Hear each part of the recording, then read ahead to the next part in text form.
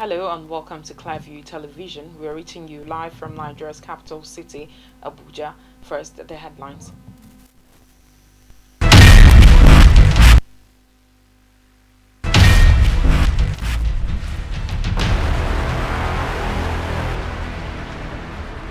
Action Democratic Party presidential candidate Yabagi Sani promises to eradicate poverty, tackle insecurity if elected into power. Hundreds of people evacuated after fire outbreak in a shanty town in South Korea's capital, Seoul. Clearview Television celebrates Folorunsho Alakija, second most powerful woman in Africa and fondly referred to as Africa's richest woman.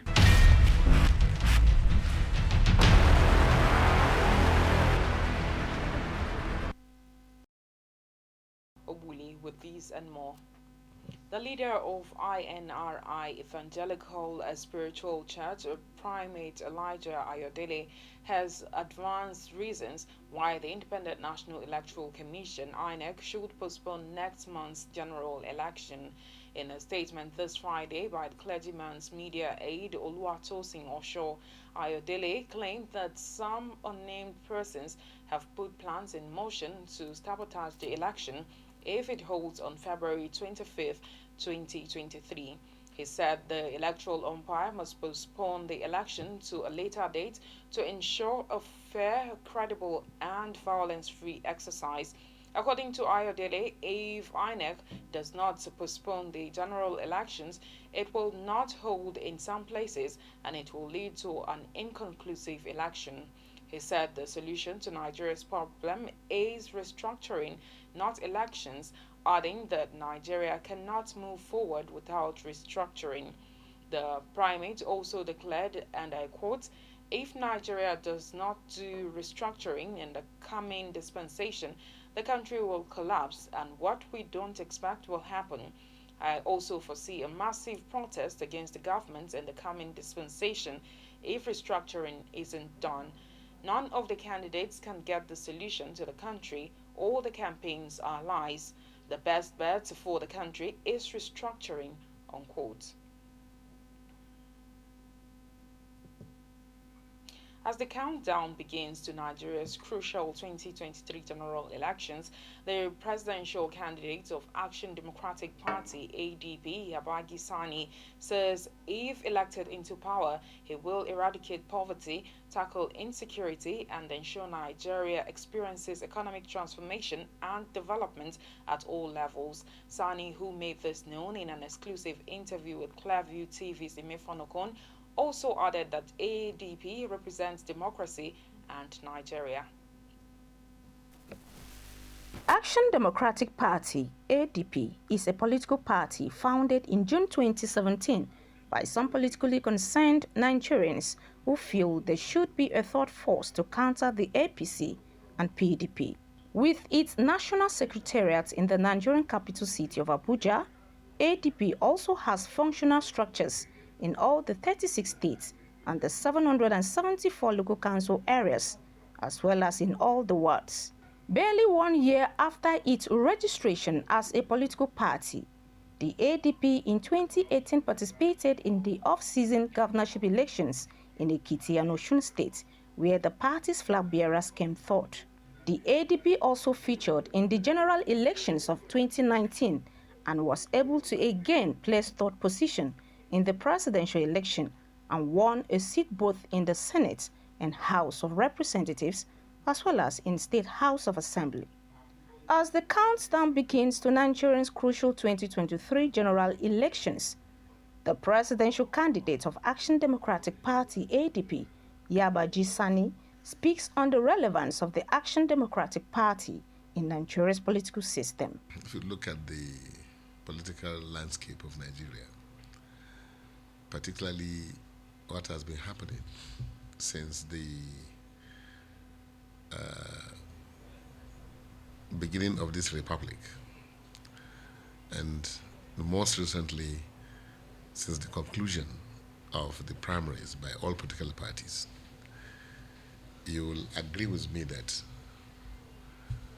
aside from ADP, there are not many parties that you can say their candidates were elected on the basis of merit and what they can deliver,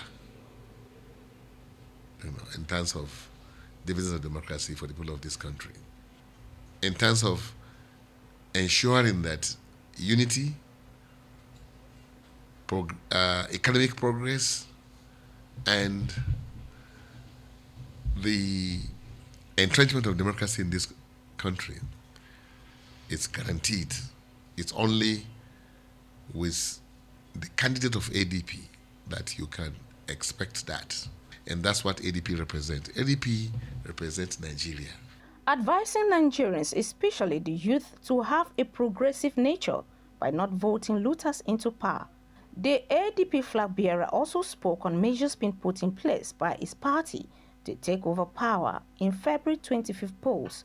Nigeria should look the way of ADP and look the way of Engineer Yusuf Sani, so that we can begin to now take our rightful place in the scheme of things globally. We can begin to enjoy those things that God has given to this country in terms of natural resources, human capital, other developmental, resources that God has given to this country. Only that Nigerians have to now wake up and step up to the plate and listen to ADP now and take the message and vote wisely for ADP. What should Nigerians, especially the youth, expect from the party in the coming years? What Nigerians should expect is a kind of, how to say it, a great leap forward in terms of economic development for the people of this country. Because that's what we need. That's what we require to chase out insecurity, to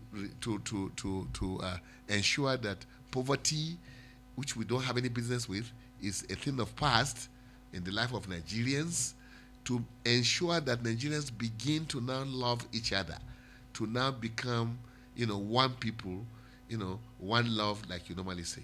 So I believe that giving ADP the opportunity to preside over the affairs of this country will be the greatest thing that will happen to this beloved, the most populous nation on the continent of Africa. Since its registration and appearance as a political party in June 2017, the ADP has not only actively participated in all elections at the federal and state levels, it has recorded several appreciable successes at the polls. Imefonokon, reporting for Clearview Television.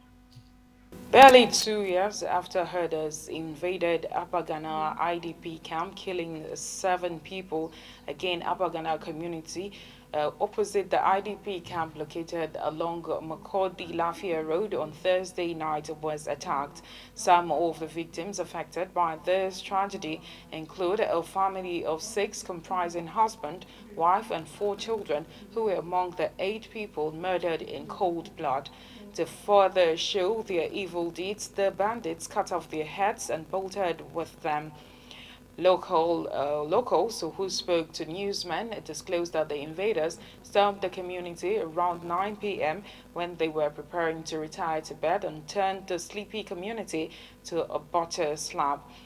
Confirming the attack, the security advisor to the governor, Lieutenant Colonel Paul Hember, said the attack was unprovoked as the villagers were already set to go to bed when they met their untimely deaths in the hands of the bandits. On the foreign scene, hundreds of people have had to be evacuated after a fire broke out in a shanty town in South Korea's capital, Seoul. Roughly 60 homes are reported to have been destroyed in the Friday's morning's blaze in Guryeong town or village. There have been no reports of deaths or injuries. South Korean media has described the area of closely packed makeshift homes as the capital's last remaining slum. It took more than 900 firefighters and several helicopters 5 hours to put out the blaze. President Yoon Suk-yeol called for all-out efforts to minimize the damage and mobilize all available firefighters and equipment. Yoon is currently in Switzerland for the World Economic Forum Summit at Davos. The exact cause of the blaze is still unknown, but the area has also been prone to fires and floods, with many homes built using cardboard and wood. According to the Korea Times, Guriong village has suffered at least 16 fires since 2009. It was formed in the 1980s by people evicted from their original neighborhoods by redevelopment projects under the military government of the time, but efforts to develop the area have been frustrated by disagreements between local governing bodies and residents. Now, in many end-time preaching in churches today, the lesbian, gay, bisexual, transgender, queer, intersex, and asexual, LGBTQ, and more communities have become the focus for many pastors. Apart from reminding Christians to shun sin and evil, they are also campaigning against the acceptability of LGBTQ community in the church following the reports of many Christians coming out. Today, our personality in focus is a musician considered to be a practical Christian whose award-winning hymn took the whole Christendom by storm. I pledge allegiance to the Lamb. With all my strength, with all I am, I will sing to honor His commands. I pledge allegiance to the Lamb. Ray Boltz, fortunately or unfortunately, is now gay. During the course of his more than 30-year career in the contemporary Christian music industry, Ray Boltz released nearly 20 albums, acquired 3 Dove Awards, 2 gold albums, 1 gold video, 12 number-1 singles, and sold more than 4 million units of products. When Boltz publicly announced his sexuality nearly 15 years ago, it sent the whole world to a frenzy. Many wondered why he would come out after a successful career many Christian artists would only dream of, and a marriage of over 30 years that produced 4 beautiful children. Ray Boltz officially came out to the world as a gay man through an article in the Washington Blade in September 2008. Though Boltz was married to his wife Carol for 33 years and fathered 4 children with her, they are now divorced but still working together. According to him, he had been attracted to other men since he was a young man, and it only got harder as he grew older. After being honest about his feelings with his family the day after Christmas in 2004, Ray Boltz started actively moving toward a new direction with his life. He and Carol separated in 2005, and he moved to FD Lauderdale, Florida, to start a new low-key life and get to know himself. In his new surroundings, he wasn't Ray Boltz, the CCM singer, anymore. He was just another guy taking graphic design courses, sorting out his life and faith. He has remained a recording and touring artist and a Christian, and released an album in 2010 titled True. The album tackles topics from the fallout, such as the self-explanatory Don't Tell Me Who to Love and Who Will Jesus Love, as well as songs on hate crimes and opinions of political conservatives. Don't tell me who to love. Don't tell me who to kiss. Don't tell me that there's something wrong, 'cause I feel like this. I know what's in my heart, and that should be enough. So don't tell me no. Don't tell me who to love. a recent interview, Bolt said it feels like he's finally at peace with who he is and lives a normal gay life now. As to why he decided to come out in such a public fashion, Bolt said, "This is what it really comes down to. If this is the way God made me, then this is the way I am going to live. It's not like God made me this way and he'll send me to hell if I am who he created me to be. I really feel closer to God because I no longer hate myself." According to the Ray Bolt's website, the Christian musician is now retired and living in Florida with his husband, who is also his talent manager. The same struggle that gay people have today is that they love one another. They don't want to cause trouble. They don't want to change what anybody, how they pray or what you do in church. They just want to love one another and they want to live together and be one. And so the song that I wrote says, "Don't tell me who to love. Don't tell me who to kiss. Don't tell me that there's something wrong because I feel like this." See, I always used to feel like there was something wrong. But don't tell me that there's something wrong because I feel like this. I know what's in my heart, and that should be enough. This has thrown up a debate from here. We will keep talking to relevant people, pastors, analysts, sociologists, and even politicians, including Senator Obende Domingo, who sponsored the anti-gay bill at the National Assembly. Don't tell me who to kiss. Don't tell me that there's something wrong. 'Cause I feel like this. I know what's in my heart. That should be enough. So don't tell me no. Don't tell me who to love.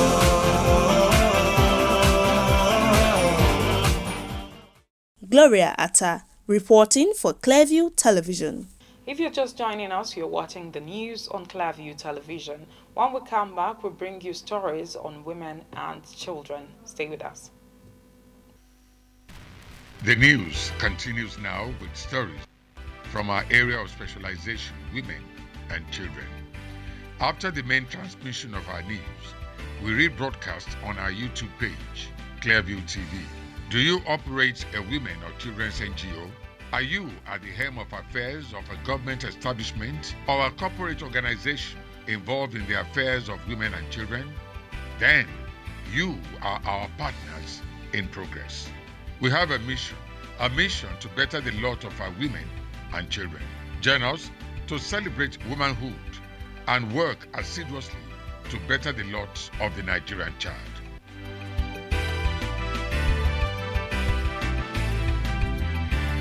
This is our mission.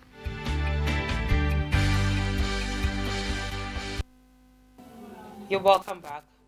Today, Clearview Television beams its spotlight on a businesswoman, oil and gas magnate, and philanthropist Folorunsho Alakija, fondly referred to as Africa's richest woman. The report.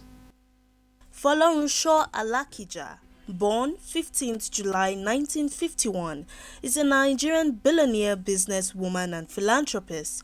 She is involved in the fashion, oil, real estate, and printing industries.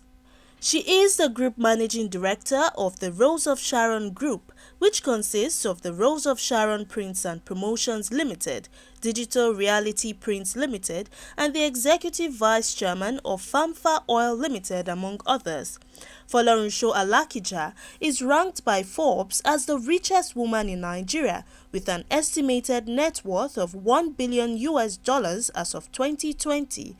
As of 2015, Alakija was listed as the second most powerful woman in Africa after Ngozi Okonjo-Iweala and the 87th most powerful woman in the world by Forbes. The 71-year-old billionaire was born to an upper-middle-class family. Her father was Chief L.A. Ogbara of Ikorodu, Lagos State. Alakija attended her nursery education at Our Ladies of Apostles, Lagos, from 1955 to 1958. At age 7, Alakija traveled to the United Kingdom to continue her primary education between 1959 and 1963. On the completion of her primary education, she attended Muslim High School in Shagamu, Ogun State, Nigeria. She then returned to England for her secretarial studies at Pitman Central College, London. Alakija started her career in 1974 as an executive secretary before moving to the banking world, where she worked for 12 years, rising to the role of a director. Shortly after her career in the banking world, Alakija took up a new challenge, which was driven by her passion for fashion, to study fashion design at the American College in London and the Central School of Fashion. After her return to Nigeria, she started her first fashion label, known as Supreme Stitches, which was later renamed the Rose of Sharon House of Fashion in 1996.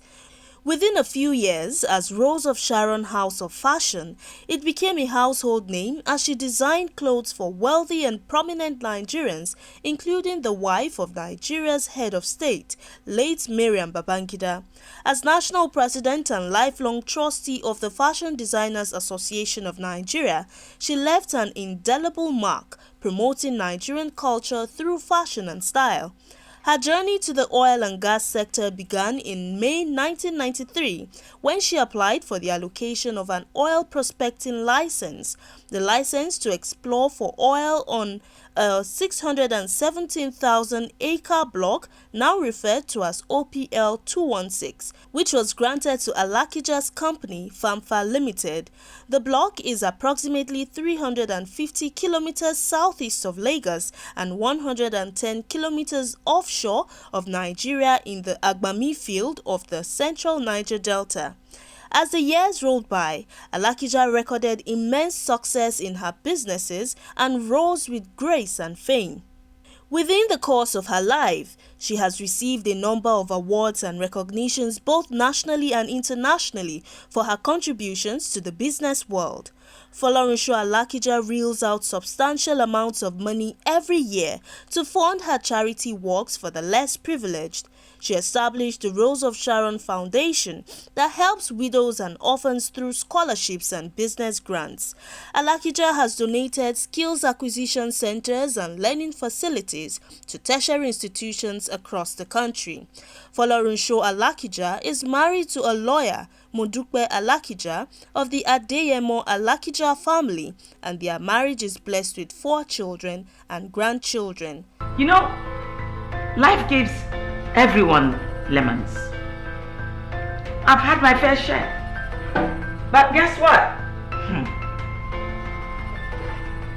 I made lemonade. Clearview Television celebrates Folorunsho Alakija for being a ready reference for good works and for her commitment to making an impact on the lives and welfare of others through her constant support to the less privileged. Gloria Atta reporting for Clearview Television.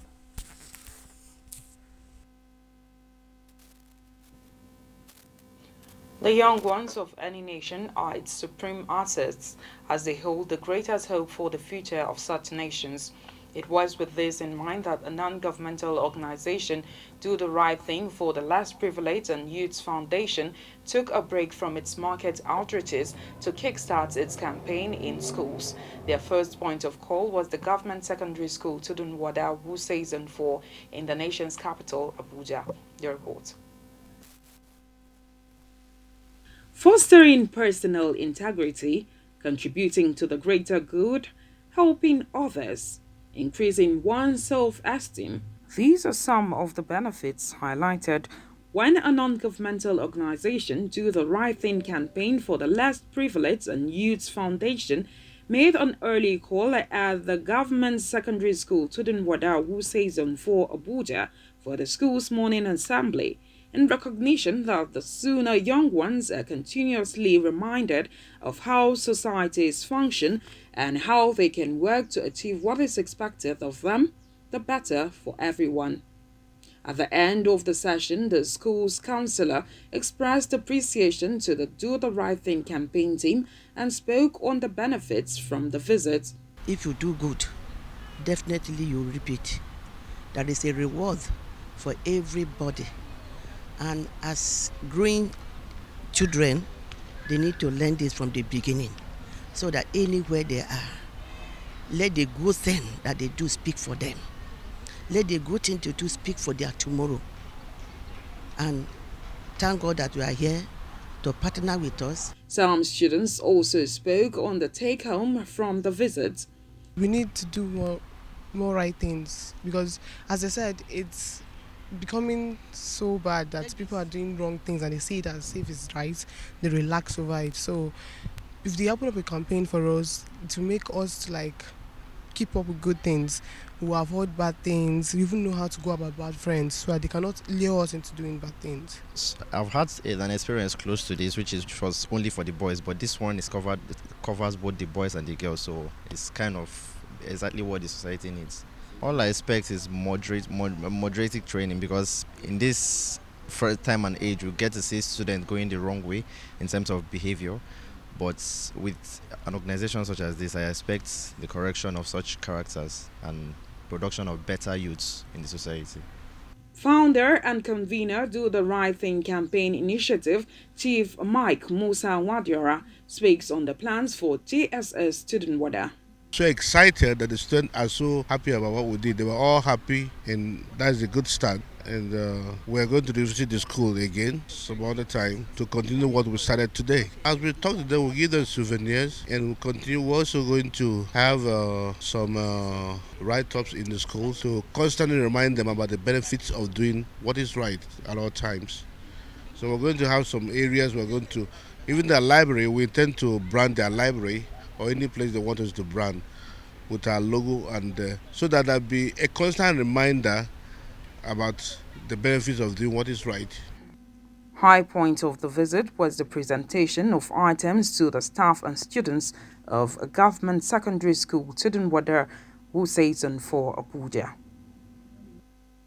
And that's the news, but before we go, a recap of the top stories.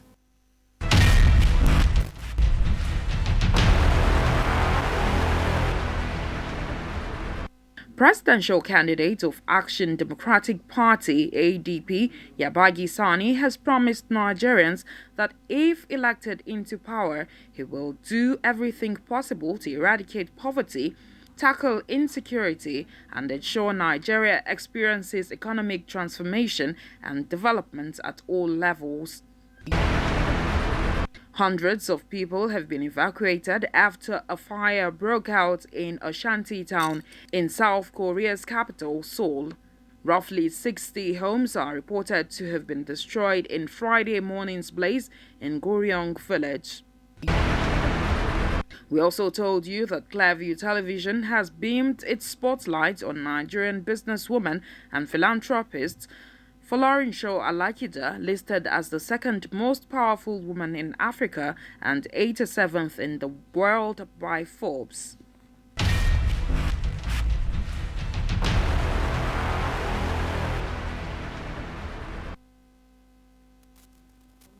Remember to like us on Facebook, Clearview Television. Follow us on Twitter at Clearview Online. Follow us on Instagram at ClearviewTV_Angie. And also remember to subscribe to our YouTube channel, Clearview TV.